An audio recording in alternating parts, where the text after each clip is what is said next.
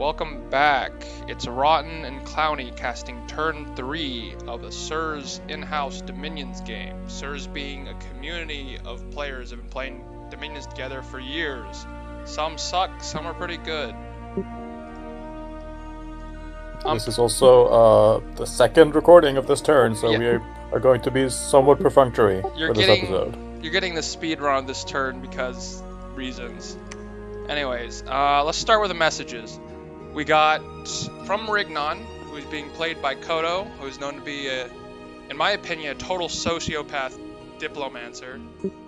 Oh, thank God, I am probably as far away from Megapone as I could possibly be.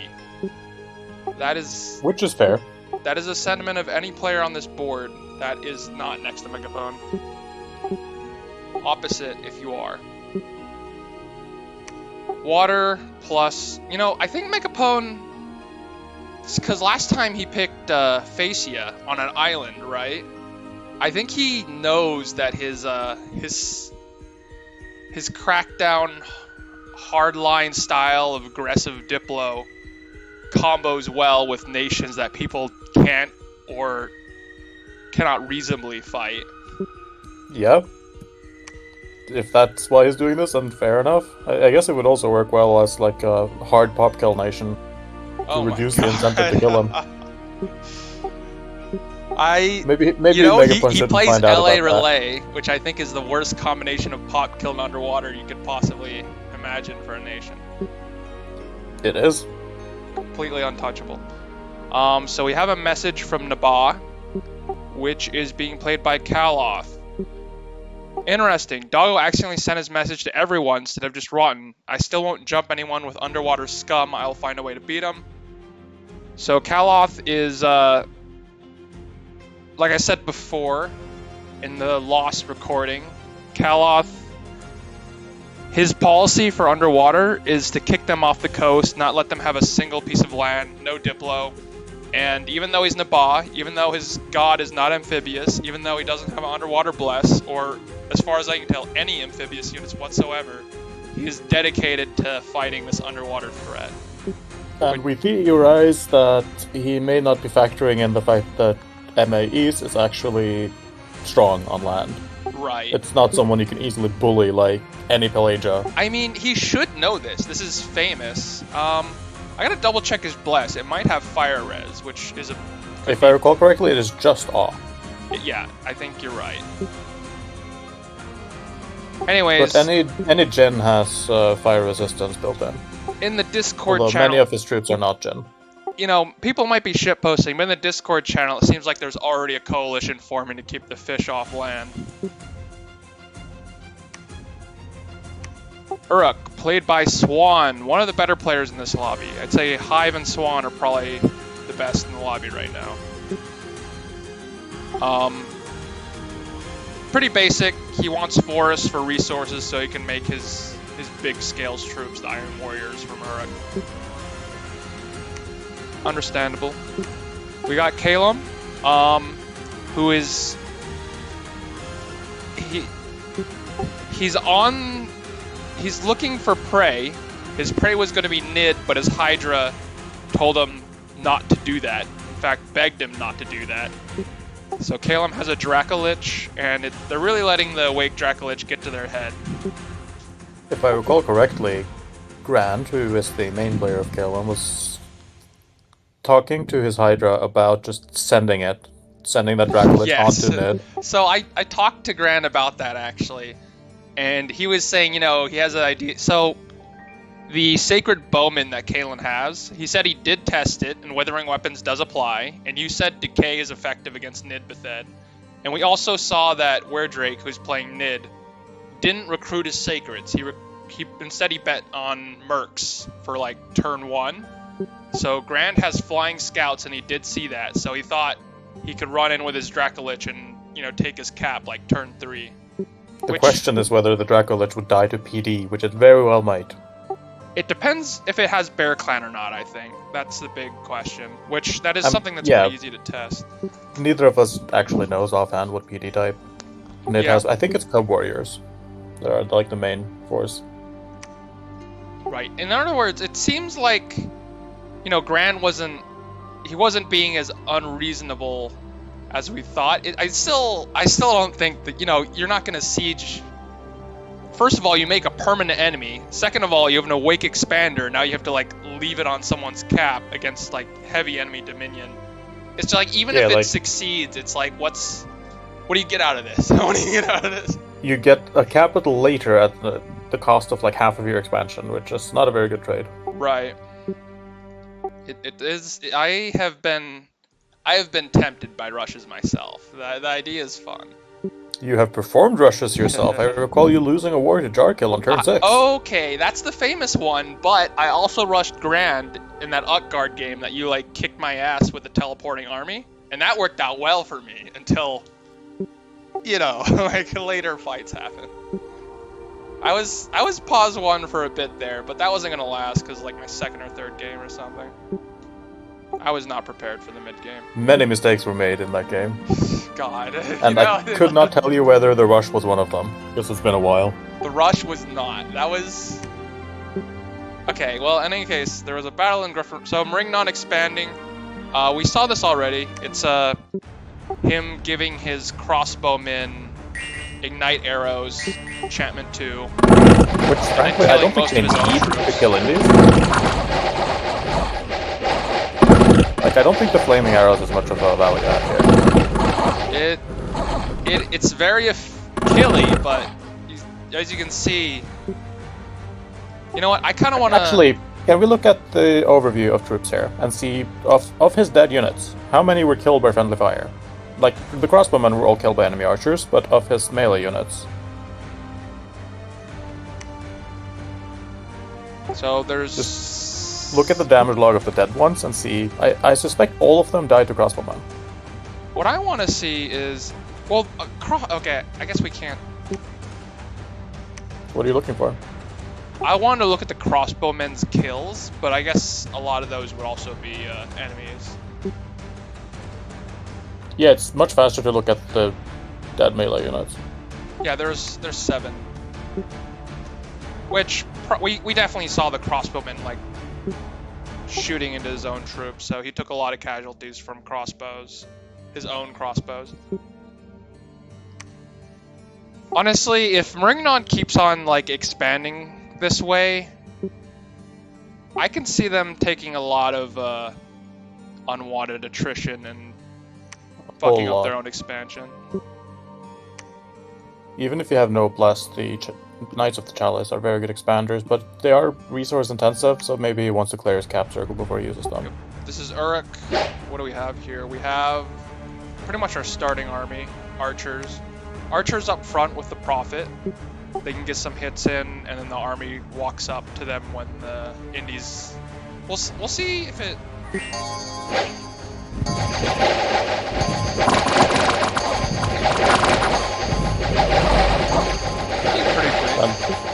Unlike in the case of Marignan, Uruk's melee warriors have high protection and shields. Shields? They are much less at risk. Caps, yeah. Well, Marignans also have helmets, but... And these aren't crossbows either. Yeah. Well, they do more damage. They are very high damage longbows. Yeah, pretty clean. I think the formation was pretty decent too. Yeah, the formation worked out really well for him. As you so, mentioned, I believe in the previous episode, Swan has playtested this build. Oh, Swan has playtested a lot. We can kind of expect Swan Hive to have done some of the most playtesting. Megaphone probably did nothing. Hive must have spent dozens of hours across Dom 5 and Dom 6 playtesting Int in general. Yeah, I mean, he's also playing Nid for the second time, so maybe there's not as much playtesting. He does have a... I mean, Int, not Nid, right? This is Agartha. Oh yeah, and we talked about Agartha's going to the surface, which is unusual for dots, but I think we both agree that this is a good play. It's a good move. Right. Securing surface probs is valuable because it's very easy for Agartha to contest underwater or cave provinces. So the rationale basically is that if anyone else expands into the caves, it's very easy for Agartha to kick them out. Yeah, it's easier to fight. Whereas if Agartha expands on land, it's not so easy for anyone else to kick him back down into the caves. And you shouldn't take wars lightly, right? Definitely not in this community. Right. It's just a war. Yeah, especially in this community, people can take grudges, and it's harder to blow yourself out of wars.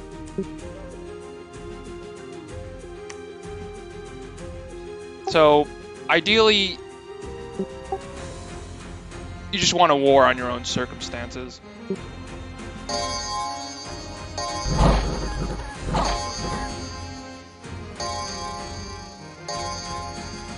Alright, we saw the Yis Ultra Bless. Tons of resistance, Reinvig, magic resistance. So he has 2 magic resistance with Enchanted Blood and the Astral magic resistance. Tons of strength. These guys are monsters. So they're going to be pretty effective against Agartha because they have +2 magic resistance. They won't get mind-fucked by Olms as easily. To be fair, they're going to be pretty effective against everything. Right. Let's see. Tons of strength. They can just blitz things as well with their lances.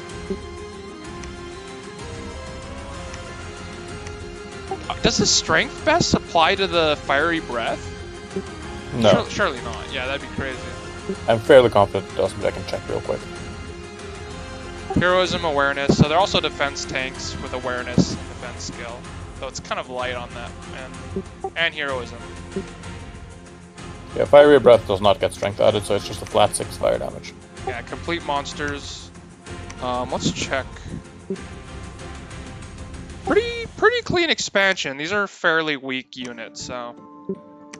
And he's probably gonna be doing this a lot. He's gonna be thugging with his Morgan champions, or like just having them rush forward.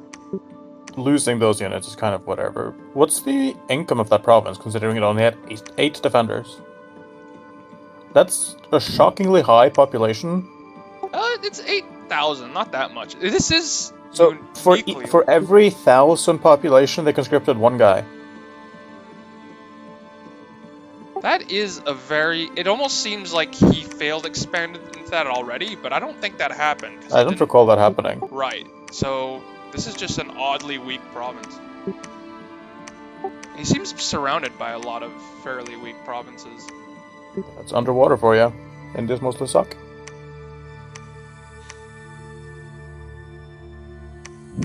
Like, Shark Tribe can pose an issue for some nations, but certainly not East. And I can't think of anything else that's really threatening underwater. Right. Krakens, I guess, in some circumstances. Krakens aren't too threatening because they usually come in very small numbers. Yeah, but it depends on like what your build is and whether you value what you're throwing at them. Because if you have something expensive and tanky, you kind of want to just throw chaff at them instead, and maybe you don't have any underwater chaff if you're a land expander. Right. So this is Ind's expansion. They did something that's very common for Ind, is just buy mercs to expand because they have limited recruitment. They can only recruit sacreds from their cap. So it's hard to get a real expansion party turn 1. And they got really good mercs. Yeah, like these mercs are far better than anything Ind could recruit.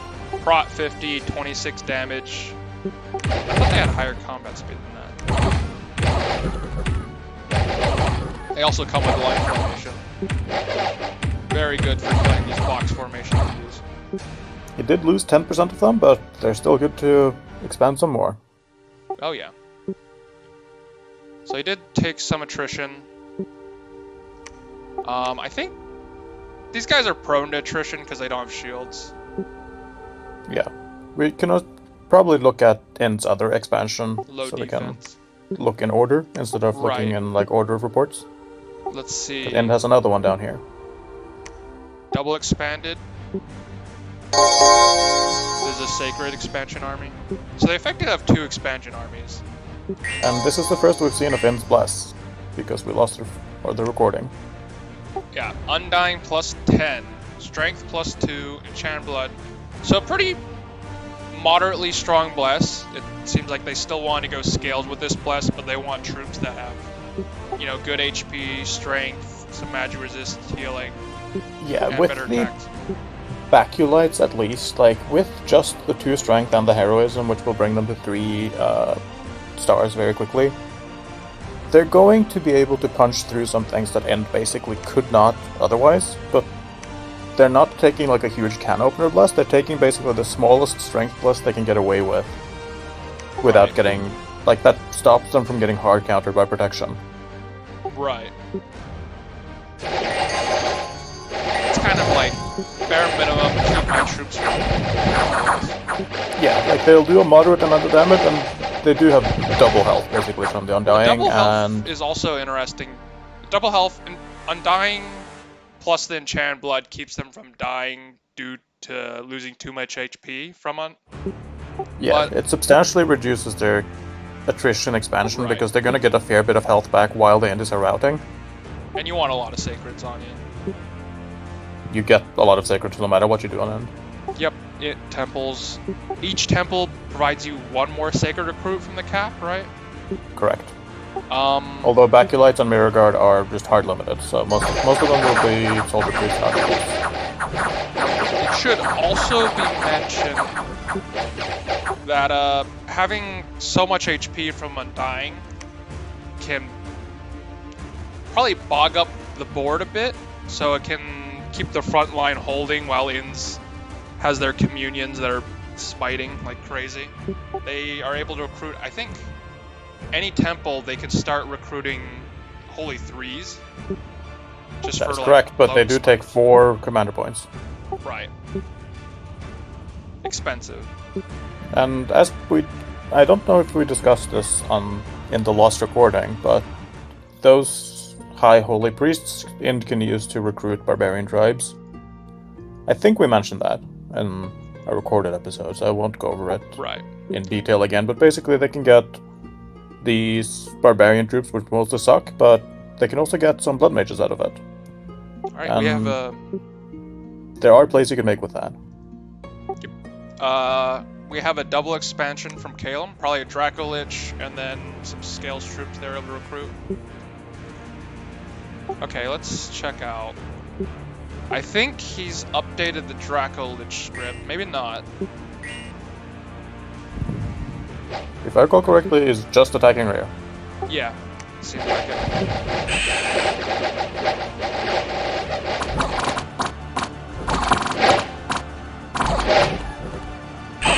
I do wonder if Gran, in making this build, specifically wanted to counter Nid, since I have mentioned before that Decay is one of the stronger counters to them. It does seem like quite... Yeah, because why else would you want withering weapons on Calum, specifically for the archers? I feel like he's done this specifically to spite Nid. It does Which is based. seem that way. But it's weird to try to build against one nation when you're not even sure if you'll neighbor them. Like, It is. It's a very odd build that Grant has chosen to go with. And also, I'm not sure if Grant has considered the fact that Nid's Sacreds are so incredibly killy, and Decay doesn't actually kill them up front. They are still going to slaughter your army while you're applying Decay, and then they're going to die of old age afterwards. But that's a little consolation for your dead troops. Right. We have the archers on fire and retreat, baiting out these indie troops, while the other It's troops... called Fire and Keep Distance. Yep, fire and keep distance. While the lancers hit the rear with the gear. Which works out very well for him. Yeah, it worked out incredibly well. But if we actually look a bit more interrogatively at the formation there's one thing I noticed if you'll open the battle screen again. Because we see that, like, units down closer to the camera managed to approach the front. If that group had been a bit higher up, like north, then they would have actually killed his leader. Oh, where is So some of this is luck.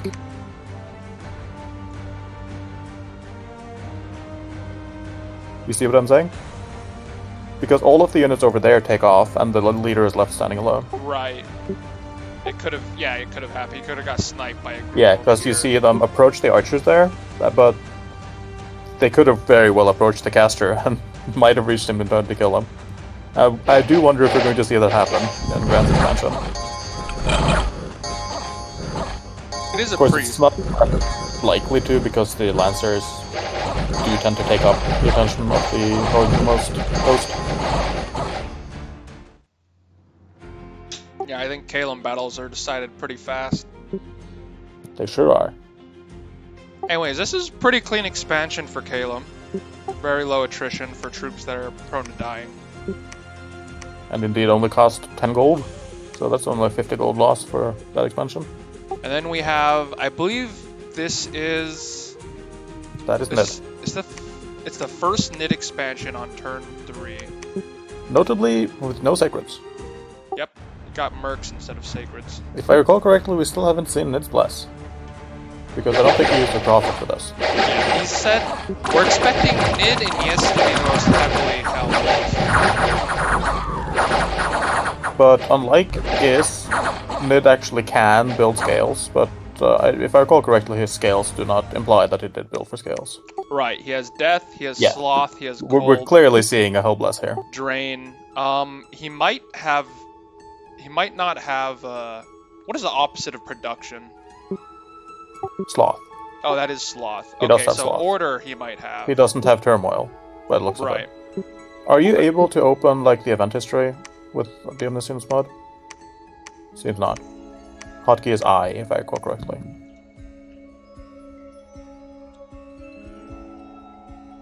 Does that increase order? Let's find out. Festival is held in the honor of Nid. Is this? Everyone's celebrating faith, and then... Nope, that event only increases Dominion, so we can infer that he does not have Turmoil in his scales. Alright. So, the expansion... He took some attrition here. Looks like he's recruiting Nilva. He's instead. recruiting low protection, no shield units, so he will be fully expecting to take losses. Right. But as discussed previously, the Nidilvud have shockingly high skill, and also above average strength despite being female. So those are extremely good killy scales units. Nid has a lot of good units. Nid is a very power creep kind of nation. I will say, I think perhaps a reason he didn't recruit Sacreds right away is because I believe their Scar Souls depend on the Dominion of the Cap. Oh yes, right? that's actually a good point. The Scar Souls do depend on the Dominion in the capital when they're recruited. So actually he was very lucky to get that +3 Dominion event. So he now has 3 Scar Souls on any Sacreds he recruits at this time. Which, turn So 1, maybe I'm he will not sure what the start Dominion... recruiting them. I think Dominion starts... Look, we can look at Dominion in someone else's capital that didn't get a Dominion event. To see if... Yeah, it starts with 1. Dominion 1. 1. Oh my god. 4 Yeah, so everyone starts at 1 Dominion, and our Nid here, who relies heavily on getting his candles up in the capital, got an event that gives him 3 candles in the capital. Right, so maybe we'll start seeing the Sacreds come out now. He did mention getting a Hellbless, so... Does Nid have a prophet to help spread that Dominion, or did he choose not to get that either? What was the question? Does Nid have a prophet? Because we saw that only like half of the nations decided to get prophets. Yeah, interesting. I feel like a prophet is I don't necessary think we've component. seen Nids, and like spreading Dominion with the prophet would be helpful. Right. If he has a prophet, he didn't send it out to fight. And we can't see it. Like, I think the prophet will be named when you're selecting Nid. Because it will be at an H3, so it will be like a notable unit. Did we read... I don't think we read Nid's message. It's just him threatening us and then realizing that it's, attacking omniscience is harder than expected, though not impossible. It is indeed not impossible. I think it was in the last recording that we talked about, like, the maybe bug of, like, crossing cave networks. And I think, like, we found that if you select on a regular unit, you cannot see movement, which implies it's impossible for that unit, but I think you need to be flying and maybe also water breathing to do it. Perhaps. Regardless, you could teleport a golem here. I see we also had a mass slaughter in our capital. Very sad for the news station. There are 1,252 corpses. My god.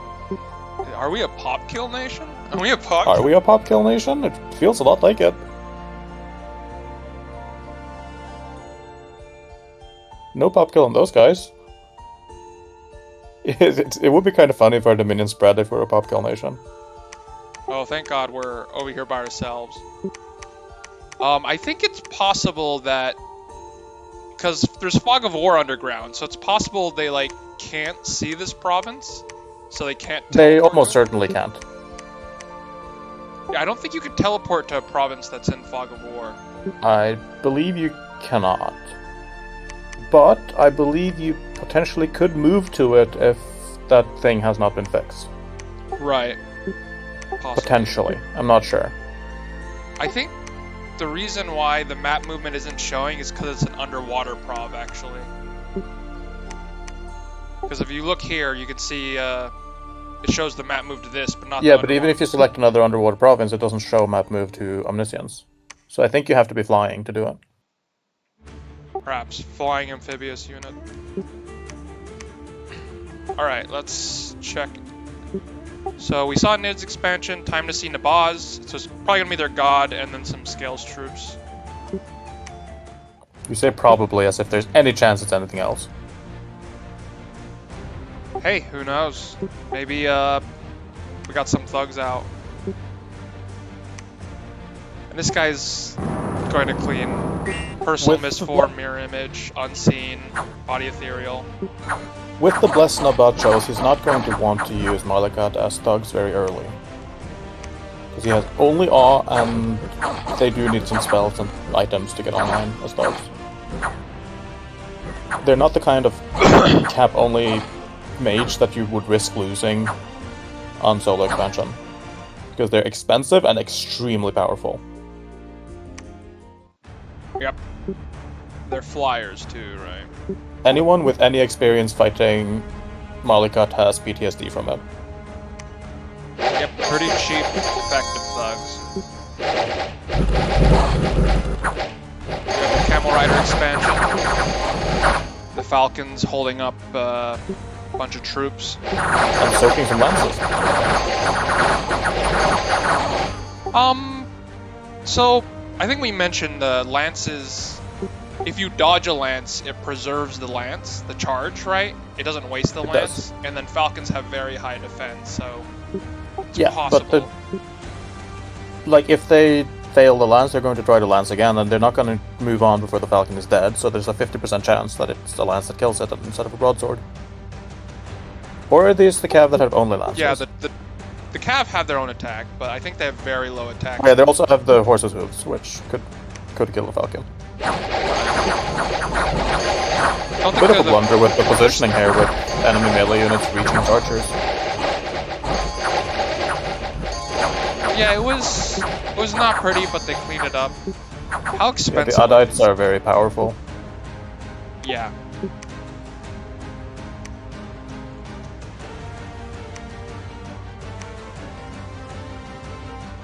Actually, how do you pronounce that in English?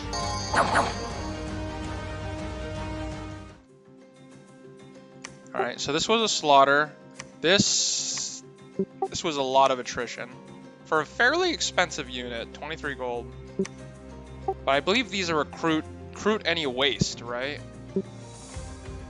I was tabbing out to look for the pronunciation of Addites. Yes, I believe those are waste only. Very good unit. But Stealthy, I can also check that. They can summon falcons in like any fight they have. They are supremely annoying to fight. Yep. Bows. good damage, Scimitar. Let's see. Spamming this. Scimitar, bro, really? Alright, how do I pronounce Scimitar? Yeah, I'm pretty sure the C is silent. Rotten, we learned how to pronounce many things over the course of these recordings. Yep. How many languages do you know, by the way? It depends, like, how you define no. I have the ability to say some things in 5 languages, and I would say I speak to some degree 4. Alright, well... Although I know a smattering and a bunch of other languages. I'm a lowly 2 languages, though I'm interested in learning a 3rd, which I'm leaning towards Chinese. Mandarin. That would take a while. Let's see, so I'm looking at the mod inspector, and the camel riders are described as foreign recruit, not waste recruit. Wow. So it could just be any province. Which would be kind of insane. Can we actually look at that in-game? At like the national summary for Naba? Because I think that'll tell you.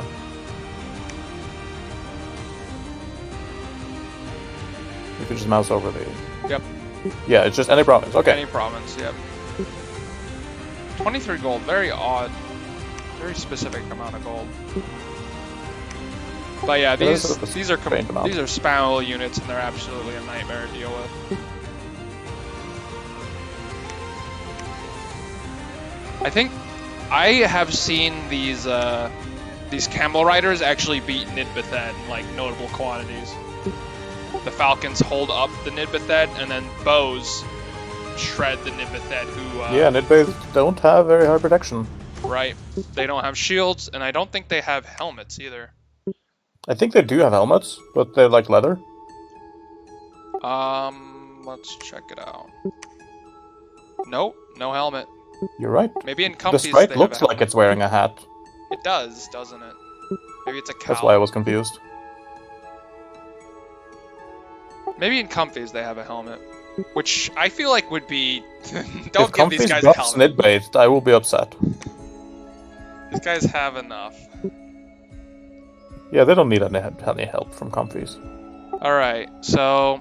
It was a messy expansion, an expensive one, but these are recruit anywhere, and they still have their elites, which could probably do some work, and a follow-up. Yeah, just 8 Addites can expand on their own, pretty comfortably. This is also if a it's not heavy cab, you know. So wasn't necessarily an easy prob to take. We have Pan expanding.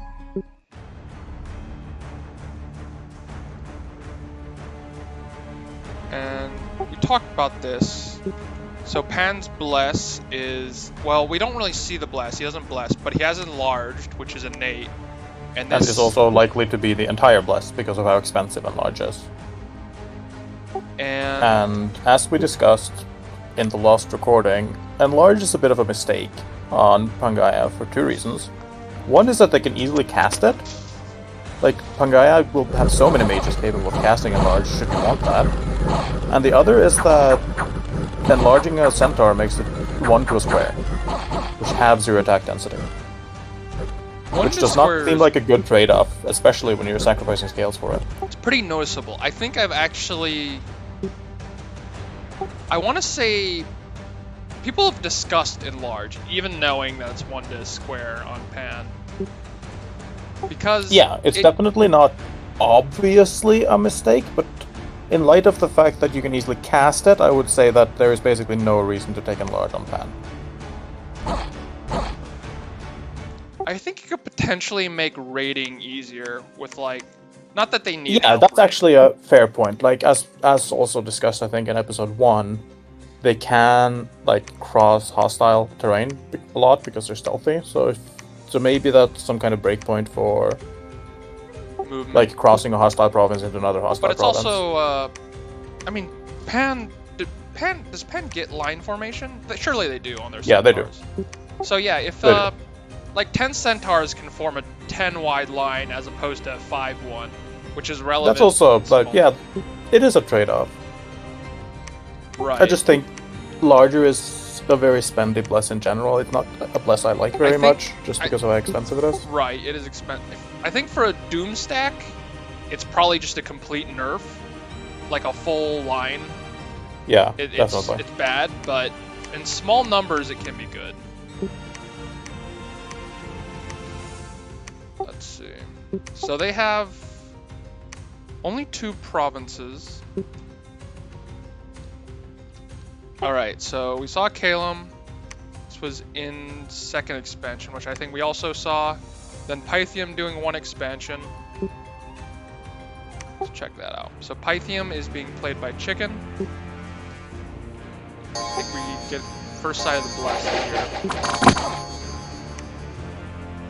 Which, unaging, kind of expected in Pythium. It looks like he went full scales, full greed, which is kind of the default Pythium build. He didn't really go full scales, considering he has defense skill, strength, and combat speed in there, which are a complete waste on Pythium. Right, but he could have taken more scales instead of those things. Combat, like Farcaster and Unaging, are just like uncontroversial on Pythium. Magic resistance, you could go either way. I think if you went Imprisoned, you could probably go full scales and get somewhat of a bless. But yeah, you probably could, but if you wanted somewhat more of a bless, you wouldn't take these things.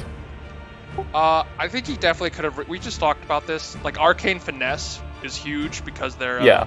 Arcane Finesse on Pythium is they have Astral for late game Master and Slave, for Soul Slay, and they also have Smite Communions, very effective Smite Communions since they can recruit the Communicants, which can just slot into a Communion and raise Holy without using mages. Allows you more Smiters. And they're also sacred and 0 protection, so one thing Pythium does like is some way to keep them alive in their bless, which these won't do because they are in a communion, so they have 0 defense. And the strength helps not at all. Yeah, so the big complaint here is defense skill and strength. And combat speed. Yeah, I don't know if we need that either. So Communicants don't move.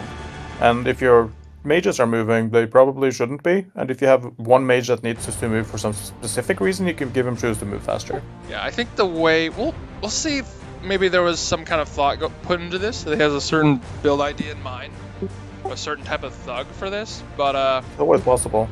Pythium does get sacred summons that would benefit from the defense and strength, but I think investing any in the blast just for those is not really worth it. Right. Initial thought is that we'd rather have Arcane Finesse and maybe some HP here. Yeah, like I'm not as omniscient as our name implies, but I would classify the blast as a blunder. Right, and he went for a single expand. It looked like he recruited as many Emerald Guard as he could, and then used the rest of the resources to recruit Retiaris. I think using his Retiari in this expansion is pointless, because he will lose them, and he could have easily taken it without them. They're probably not necessary. I think there is a way for Pythium to like triple expand or maybe double expand by turn 2 if they just recruit like solely Retiari. They lose the troops, but these guys are very effective.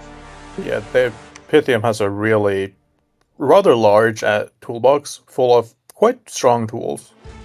Yeah, they're not weak at any stage in the game, and then they like scale indefinitely because of Grand Communions and High Astral. Yeah, they're pretty good to start, and then in the late game they were just one of the most powerful human nations.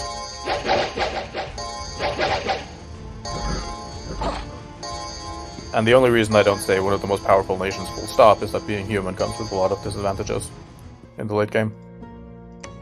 Yep. Low HP, high numbers, high density. And generally low strength. Usually low magic resist as well. Alright, those are all the expansions. Bear with me as I don't use hotkeys so I don't accidentally destroy the... There we go. Destroy the recording. So, our leaders coming out of turn 3 expansion are Nabah and Calum, which is to be expected. They both have Awake expanders. Agartha's doing pretty well for itself too. Ind has 2 expansion parties right now. Agartha does also have an Awake God, so you could argue it should be keeping up but with Nabah and Calum. It's not like an Awake Expander type guy. It's not like a Draco Lich or that. Yeah, the decision is not one I can say I understand. Right.